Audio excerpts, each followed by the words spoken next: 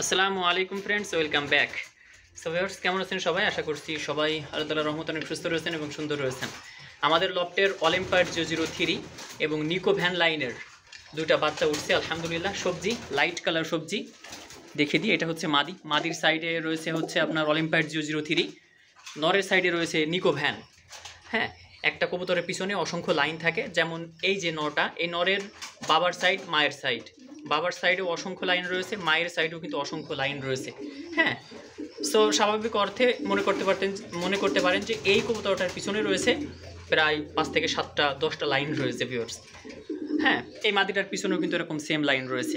So আপনি যে কোনো একটা লাইনের কথা বলতেই পারেন, তবে পিতা এবং মাতার মধ্যে যেই লাইনগুলো সবচেয়ে নিকটবর্তী সেই লাইনগুলোর কথাই মূলত আমরা ভিডিওর মধ্যে বলে থাকি ভিউয়ার্স।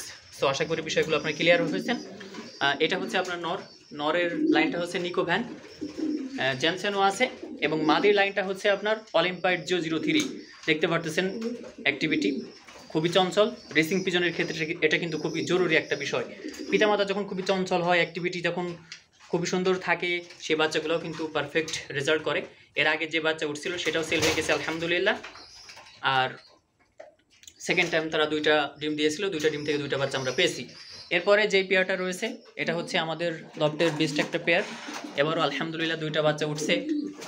দেখেন ফুটফুটে 2টা বাচ্চা হয়েছে আলহামদুলিল্লাহ। কালকে আমরা আমাদের লফট পরিষ্কার করবো ইনশাল্লাহ। লফট একটু নোংরা হয়ে গেছে, অর্থাৎ 2 দিন পর পরই পরিষ্কার করা লাগছে।